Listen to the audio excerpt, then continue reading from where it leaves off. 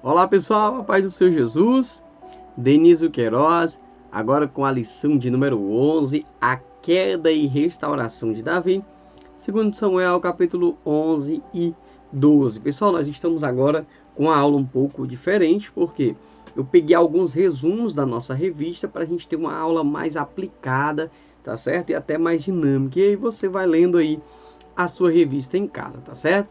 Vamos iniciar aqui a nossa lição. Já falei o tema para vocês, agora vamos para a leitura bíblica para estudo. Segundo Samuel, do capítulo 12, do 1 ao 14. Essa é a revista que nós tomamos por base para a nossa aula, tá certo? Vamos lá para o nosso texto áureo e verdade prática. Texto áureo. Então disse Davi a Natã: pequei contra o Senhor. Disse Natã a Davi: também o Senhor te perdoou o teu pecado, não morrerás. Segundo Samuel 12, 13. Verdade prática: nunca devemos ignorar nossas fraquezas, mas tratá-las com vigilância e oração. Não ignore sua fraqueza, tá certo? Então vamos lá agora, nossa introdução. A biografia de Davi, sem sombra de dúvidas, é uma das mais impressionantes da Bíblia. Ele é o personagem mais mencionado e um dos quais mais recebeu elogios. Contudo, existem dois episódios tristes na sua trajetória que mancharam seu reinado: o adultério com Betseba e o recenseamento para reconhecer o seu poderio de guerra. Nessa lição veremos o primeiro, que foi o adultério com Betseba, tá certo? Então vamos lá, daqui a pouco a gente já vai entrar em resumo aqui dos nossos pontos. Aqui é só os pontos para que você possa conhecer o que será abordado: o caminho da queda, ociosidade, ignorar as advertências, descuidado em tempo de sucesso, os perigos do pecado. O pecado é oportunista, o pecado é sedutor e o pecado insensibiliza. E o ponto 3, a restauração de Davi. Deus tudo vê, arrependimento e o perdão de Deus. E agora a gente vai entrar nos nossos pontos, trazendo aqui um resumo, os pontos principais desse tópico. O caminho da queda. Quando consideramos o que as Escrituras dizem sobre Davi, nos parece impossível considerá-lo um candidato a um desastre moral. Mas ninguém está imune ao pecado. Daí a recomendação paulina: aquele, pois, que pensa estar em pé, veja que não caia. Nós não temos aí nenhuma imunidade quanto a pecar. Se nós vacilarmos, nós vamos pecar sim por vacilo, tá certo? Nosso primeiro tópico aqui está o resumo: ociosidade. Versículo bíblico: decorrido um ano, no tempo em que os reis costumam sair para a guerra, enviou Davi a Joabe e seus servos com ele e a todo Israel, que destruíram os filhos de Amon e sitiaram Rabá. Porém, Davi ficou em Jerusalém. Agora vamos pegar aqui o resumo. Olha, o texto acima, que trata do pecado de Davi, sutilmente inicia dizendo que todos estavam em guerra, menos Davi. Olha só, todo mundo estava em guerra, só não Davi não foi para a guerra. Ele ficou ali ocioso dentro do palácio. Joabe, o exército e o reino estavam em guerra, mas Davi não foi para a guerra. Olha só, esse foi o perigo. Isso aqui pode ter sido a porta para que dê início o vacilo de Davi, tá certo? Continuando o nosso aqui, resumo: era tempo de guerra, não tempo de descanso. Ou seja, era tempo de batalha, não havia tempo para se descansar. Não era tempo de paz, mas de guerra. Davi deveria estar pelejando, guerreando com o povo. Davi havia chegado no topo. Seu nome estava estabelecido, seu exército vencia sempre. Ele era bajulado. Aqui é que está o perigo da bajulação. Servido e aclamado e quase idolatrado. Olha o perigo. Quando as pessoas estão bajulando muito a outra, corre o perigo delas caírem na idolatria, tá certo? Davi estava com o burro na sombra, como se diz. Ou seja, estava tranquilo, sombra e água fresca, e aí é onde o inimigo vem sorrateiramente, quando nós ficamos ociosos e damos brecha. A ociosidade, quando prolongada, voluntária e proposital, pode ser um antro de grandes tentações. Ou seja, o que é essa ociosidade voluntária? É quando eu escolho ficar ocioso, deixar a mente desocupada, não fazer nada, e aí há um grande espaço. Já se dizem por aí que mente vazia é a oficina do diabo. E eu acredito que realmente seja dessa forma, tá certo? É por isso que a Bíblia diz que nós devemos estar com a nossa mente voltada para as coisas de Deus, para as coisas do céu.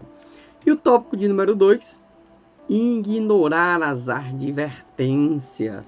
Davi mandou perguntar quem era, e disseram-lhe, é Betseba, filha de Eliã e mulher de Urias, o Eteu. Olha só, pessoal. Deus sempre vai nos alertar e advertir acerca dos perigos, mas nunca vai decidir em nosso lugar. Deus nos adverte, nos mostra se nós estamos correndo perigo ou não, se aquilo que vamos fazer é certo ou errado, mas Ele não toma a decisão, nós é que escolhemos. De tanto passear no palácio, Davi acabou vendo que não devia, ou seja, ele ignora a advertência de Deus, tá certo? E ele estava tão ocioso, como nós vimos no ponto anterior, que aí ele passeia no palácio e acaba vendo que não deveria ver.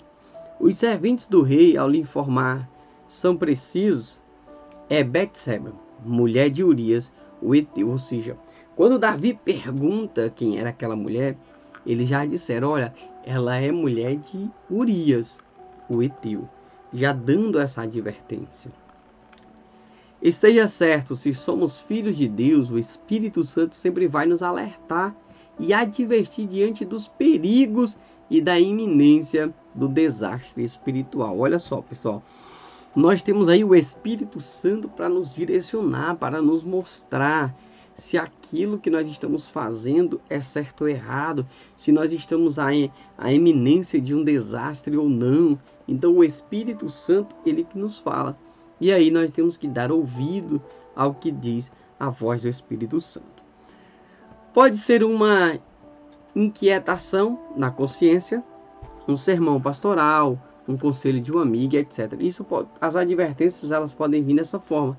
E eles vão estar sendo usados pelo Espírito Santo. Olha, muitas das vezes a nossa consciência, ela já nos dá um alerta. Isso não é certo, isso é errado, não faz isso, isso vai dar errado, tá certo? Então um pastor, um sermão, alguém que está pregando, um amigo dá um conselho, uma mãe, um pai, tudo isso aí pode ser uma advertência do Senhor. Toda vez que o Espírito Santo de Deus nos disser, não faça isso, o desastre é iminente para os que não o obedecem. Ou seja, se o Espírito Santo nos avisa, alerta a nossa consciência, se nós continuarmos no erro, aí nós cairemos num grande desastre. Foi o que Davi acabou caindo, tá certo? E agora nós vamos para o ponto 3, nós estamos fazendo resumos, como eu já falei, tá certo? Ponto 3, descuido em tempo de sucesso. Muitas das vezes as pessoas, elas têm tanto sucesso na vida, que elas acabam se descuidando, e foi isso que acabou aí derrubando Davi, tá certo? É mais ou menos assim que a soberba precede a queda, mas Davi não estava soberbo, mas estava caminhando para isso. Então enviou Davi mensageiros a Joabe, dizendo, manda-me Urias o Eteu. Joabe enviou Urias a Davi, quando Davi vai lá e chama, né, Urias, porque Davi já estava tramando alguma coisa aí que nós vamos ver aqui no decorrer. A quebra da integridade explica muitos desastres e quedas morais. Nossos valores sempre estarão sendo pressionados pela cultura do nosso tempo. Nunca devemos flexibilizar valores e princípios copiando o mundo. Pessoal, uma coisa interessante, ó. Existem os princípios e valores. Valores podem até mudar, mas princípios não mudam. Os princípios bíblicos, os princípios do Senhor, eles têm que permanecer. E claro, os nossos valores, eles não podem ser manipulados pela cultura do nosso tempo, tá certo? Então, nós temos que manter firmes e inabaláveis, não se vender e não se render ao inimigo. A carta de Davi com orientações homicidas mostra o relaxamento moral, fruto de um processo de tecida e esfriamento. Olha só, pessoal, a carta de Davi foi uma carta homicida. Nós vamos ver que Davi manda uma carta para que Urias fosse colocado na batalha de frente, na ponta da lança, justamente para que viesse morrer, tá certo? Continuando. O mal e o pecado sempre são cumulativos, eles sempre vão se acumular, tá certo? E ladeira abaixo vai acontecer, pessoal. É muito simples, a Bíblia diz que o abismo puxa o outro, aí tu junta o mal e o pecado, um puxa o outro e desce aí, com certeza, ladeira abaixo. O pecado vem dourado, colorido, sugestivo, apetitoso, glamuroso, mas ele esconde por trás um anzol de morte. Ou seja, o pecado não vai trazer algo feio, algo que não vai te atrair. Pelo contrário, vai trazer algo bonito, enfeitado, algo que aparentemente é apetitoso, para que você venha cair. Por quê? Porque por trás disso está um anzol de morte. Há pessoas que, como Davi, nas fases mais altas e abençoadas de sua história, vivenciam a fase mais baixa de sua moralidade. Ou seja, as pessoas não sabem equilibrar o sucesso com a moral. E aí o sucesso passa a ser tão grande que elas deixam aí a moralidade decaindo, porque deixa de lado, deixa de se preocupar. Tempos de bonanças e bênçãos requerem vigilância acirrada. Ou seja, se Deus está te abençoando, você está crescendo financeiramente, está crescendo, também analise o teu lado espiritual, que isso possa ter um equilíbrio, vigilância total. Não deixa que a soberba venha tomar conta de você, porque senão lá na frente vai acontecer a queda. Na melhor fase de Davi, da vida de Davi, quando ele estava rodeado de bênçãos e vitórias de todos os lados, Deus ficou em segundo plano e o que era improvável aconteceu. Pessoal, é o seguinte, particularmente eu acredito que Deus ele só ocupa o primeiro lugar. A pessoa diz, não, estão deixando Deus para segundo lugar. Não, para mim, no meu pensamento, Deus só ocupa o primeiro lugar. Se você não colocar em primeiro, ele não vai estar em segundo, ele não vai estar em terceiro, não vai estar em nada. E aí o que foi que Davi fez? Colocou em segundo plano, na verdade Deus não estava participando, era de nada. É por isso que Davi vem a cair, tá certo? Então quando nós fazemos isso, acontece do mesmo jeito. E agora nós vamos aqui para o nosso ponto de número 2. Os perigos do pecado. A experiência de Davi comprova o perigo do pecado e sua natureza nefasta. Olha só, pessoal, o que o pecado ele causa. Vamos ver agora o perigo disso. O pecado é oportunista. Olha só, a Bíblia vai nos dizer que o anjo do Senhor está ao nosso redor e ao derredor está o diabo, bramando como leão, rugindo ali, ó, só esperando um vacilo para pegar as pessoas e derrubar. Só esperando uma brecha. E o pecado, ele é oportunista, ele espera só uma brecha para poder adentrar e derrubar. Uma tarde levantou-se Davi do seu leito e andava passeando no terraço da casa real. Daí viu uma mulher que estava tomando banho. Era ela muito formosa. Olha só, Davi está ali passeando no palácio. Aí tem logo que uma mulher tomando banho. E uma mulher muito linda, formosa. E aí, meu irmão, bateu o olho. Nós que somos homens, nós sabemos disso, que nós vamos muito pelo que nós vemos. Então Davi não foi diferente, bateu o olho, olhou. Quem é essa mulher? Aí disseram, ó, é a mulher de Urias, o heteu, mas Davi ignora isso. E aí dá brecha para o pecado. Quando o pecado bate a porta, sempre que ele encontra oportunidade, as escrituras nos revelam que o pecado nos espreita. Nós vamos entender que a Bíblia diz, olha, o pecado, eis que o pecado está à tua porta, né? E o desejo dele virá sobre ti, mas cabe, porém, dominá-lo. É a Bíblia que nos adverte, tá certo? E rodeia de perto. Todos os dias ele está lá querendo uma brecha, pessoal. Toma cuidado que o pecado vai esperar só uma brecha. Ele é muito oportunista. precisamos lembrar que não há um único momento da nossa vida sem que Satanás não esteja tentando nos derrubar. Todo momento da sua vida, não fique triste com o que eu vou lhe dizer, todo momento da sua vida o diabo está querendo lhe derrubar. Então, não vacila. A tentação nos acha a todos, vai nos achar sem dúvida, todas as pessoas. Não existe uma pessoa que não tenha sido tentada, até Jesus foi, mas não pecou, não cedeu, tá bom? A vigilância não pode tirar férias não, meu filho, nunca. Ah não, hoje eu vou parar de vigiar, isso não, todo dia nós temos que estar vigilantes. Há pessoas que depois de toda uma carreira percorrida, tropeçam na última volta e trazem vergonha e opróbrio para a sua vida, sua casa, sua igreja, sua família, todo o seu parentesco, o que você quiser acrescentar aqui também dá certo. Então o que acontece? Começa bem, mas termina mal. Isso é complicado. Começou bem, tem que terminar bem. Começou mal, tem que terminar bem do mesmo jeito. O fato de sermos filhos, salvos e cheios do Espírito Santo, não nos isenta de sermos tentados, pessoal. Não, eu sou crente, eu sou pentecostal, eu sou sei lá o que, não sou pentecostal, mas eu sou cheio do Espírito Santo. Eu oro muito, eu leio Bíblia, eu estudo as aulas da revista tudinho, eu acompanho o Denise Queiroz no YouTube, já estou aqui preparado. Pois vacila para você ver, viu? Nenhum de nós estamos isento disso, tá bom? Como eu já falei anterior, até Jesus foi tentado, tá certo? Então vamos lá agora para o tópico de número 2. O pecado é sedutor. Olha que malandro, viu? Pela manhã, Davi escreveu uma carta a Joabe e lhe mandou por mão de Urias. O próprio Urias estava levando a sua carta de sentença. Meu Deus do céu, o negócio foi muito grave. O pecado nunca vai se apresentar como algo feio e repulsivo. Ao contrário, ele seduz porque se apresenta como atraente e apetitoso. Olha como é que ele é, viu? Chega ali sorrateiramente para conquistar e de repente, lápis, passa a rasteira.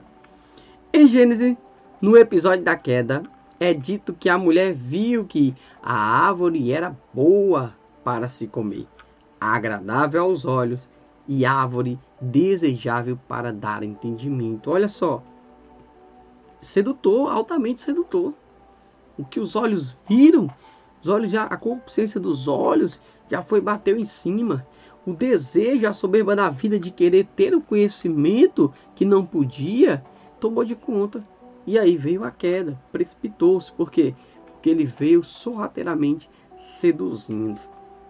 Olha só, Tiago na sua epístola diz que ele seduz como uma isca que esconde o anzol de modo tão eficaz que a presa só perceberá o engordo tarde demais. Ou seja, o pecado ele é assim, vem sorrateiramente, devagarzinho, depois ele fisga e aí não tem mais como sair, porque já pecou. Aí vai ter que se arrepender, pedir perdão a Deus e passar pelas consequências.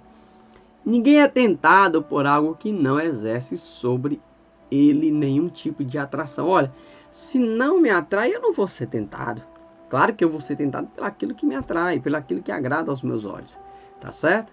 Porque os olhos é a janela do corpo, filha. Tudo entra pelos olhos. Tá certo? Mas podemos resisti-lo e vencer se nos enchermos do Espírito Santo. Agora, se nosso coração, nossa vida está cheio do Espírito Santo, o que é que vai nos atrair? É a presença de Deus que vai nos atrair. Tudo que está em volta, nada vai nos atrair. Por quê? Porque estaremos cheios do Espírito Santo de Deus. E agora, tópico de número 3. O pecado insensibiliza. Olha só, pessoal. O que é isso? É tirar a sensibilidade. É isso que o pecado ele faz, tá certo? Escreveu na carta dizendo: ponde Urias na frente da maior força da peleja e deixai-o sozinho, para que seja ferido e morra. E essa foi a carta que Urias estava levando. Meu Deus do céu, misericórdia, olha a carta. Então o que acontece? É a própria sentença, só que ele não sabia, claro, né? O pecado vai gerando insensibilidade e frieza. Tu imagina só a pessoa pegar a carta aqui e entregar para a própria pessoa que vai morrer? Pense numa frieza, meu irmão. E existe pessoas assim, pessoal, que não tem mais a sensibilidade do Espírito Santo. Incrivelmente, essas partes não foram omitidas das Escrituras, a despeito de se referirem a algo tão desprezível e repreensível para nos advertir. Ou seja, Deus, ele mostra os dois lados da moeda, pessoal. Não mostra só as coisas boas que aconteceram na vida dos homens, não. Mostra os seus erros e os seus vacilos também, tá certo? Como Davi, um homem tão piedoso, chegou a esse ponto? É uma pergunta interessante. É quando o Espírito Santo, meu irmão, sai de nossas vidas, há frieza, há insensibilidade, e aí a natureza velha, humana, ela toma de conta. É o que diz o salmista. Um abismo chama outro abismo. Ou seja, primeiro cometeu um erro, não corrigiu, e aí saiu continuando cometendo erros. Estranhamente, Davi se torna insensível para o seu pecado, embora ainda seja plenamente capaz de condenar outros improctamente. Ou seja, Davi vai lá e faz a condenação de outras pessoas, mas sabendo que ele também tinha errado, e ele deveria sim também ser julgado. Lembremos que a velha natureza ainda está presente em cada cristão, tentando impedir que a nova natureza permaneça no comando. O que a Bíblia nos diz, pessoal? Paulo vai nos dar uma advertência muito linda, muito maravilhosa. Paulo diz assim, mas, Gálatas 6:14. Mas longe esteja de mim gloriar-me, a não ser na cruz de nosso Senhor Jesus Cristo, a qual o mundo está crucificado para mim, e eu para o mundo. Paulo diz assim, olha, a minha natureza velha morreu. Agora eu tenho uma nova natureza com Cristo. E é isso que deve prevalecer, porque aquele que está em Cristo, nova criatura é, as coisas velhas ficaram para trás, e eis que tudo se fez novo, tá certo? Então vamos dar continuidade. Aqui são resumos, como eu já falei, nossas aulas para ficar bem dinâmica, e aqui você não deixa de ler a sua revista em casa, tá certo?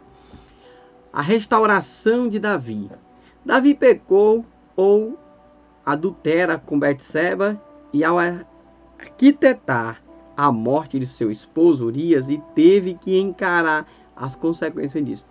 Davi peca, Davi adulterou, Davi ainda arquitetou a morte de Urias. Foi uma sequência aqui, um foi puxando o outro. Graças a Deus que os homens e mulheres que andam com ele não devem ficar prostrados para sempre. Deus vai ao seu encontro e os ergue. Aqui é uma coisa muito séria. O pecado de Davi foi muito sério. Veio uma punição drástica. Veio. Mas no final Davi se arrepende e a graça de Deus lhe alcança e ele se ergue, que é o mais importante disso. Tá certo, pessoal? Deus tudo vê. Tudo que nós fazemos de certo, de errado, Deus ele sempre está vendo. Porque tu o fizestes em oculto, mas eu farei isto perante todo Israel e perante o sol. Deus estava mostrando para ele que traria luz sobre o seu erro. Ninguém consegue esconder seus pecados de Deus, jamais. Tudo que nós erramos, pessoal, é muito melhor se prostrar, pedir perdão a Deus e alcançar o perdão, a graça, a misericórdia do Senhor, do que achar que nós vamos esconder alguma coisa dele. Davi faz um esforço descomunal para ocultar sua queda moral. Quando parecia ter sido bem sucedido, graças à cooperação de Joabe e ao silêncio de Betseba, Davi achou que estava tranquilo. Não, Joabe ali me ajudou, fez o que eu precisava, Betseba ficou calado, então pronto, está resolvido. O narrador sagrado introduz na história o Senhor que parecia estar ausente ao longo do processo. Parecia que Deus não estava ali, mas Deus estava só olhando, só copiando devagarzinho ali para o seu tempo certo ele agir. O profeta enumera várias coisas objetivamente aqui para mostrar o que aconteceu. Olha só, primeiro, a espada jamais se apartará da sua casa. Isso aqui foi Deus falando qual a punição traria sobre Davi. Tomarei das tuas mulheres perante os teus olhos e as darei ao teu próximo. Aqui quando Absalão arma a tenda e se deita ali à luz do dia com as mulheres de Davi, todo mundo vendo, tá certo? C. Tu fizeste oculto, mas eu farei esse negócio perante todo Israel e à plena luz do dia. E D, o filho que tem nascer vai morrer. Ou seja, o filho que você vai ter morrerá. O que Deus estava trazendo aqui para Davi? Olha, Davi, essas serão as consequências do teu pecado, do teu erro. Mas aqui, de momento nenhum, Deus privou a graça. Em momento nenhum, Deus privou o perdão. Pelo contrário, Deus estava só esperando Davi se arrepender para que Deus viesse trazer a graça sobre a vida dele. Arrependimento. Olha só, ponto 2, que interessante. Então disse Davi a Natã: pequei contra o Senhor. Pronto, é a partir daqui que começa a mudar a vida de Davi, para que venha acontecer aí a restauração, para que Davi venha reviver, tá certo? Então o que nós acreditamos é que para que haja um reavivamento, nós precisamos primeiro de arrependimento. Deus envia um profeta até Davi, ele precisava de ajuda, ou seja, Davi por si só jamais teria se erguido, jamais teria reconhecido o seu erro. Não é Davi que se dá conta sozinho e diz: vou arrumar tudo, tenho competência para isso. Não, pelo contrário, Davi estava levando ali no boi-maria, naquela coisa tranquila. Não, tá tranquilo, tá favorável aqui, vou continuar do jeito que tá.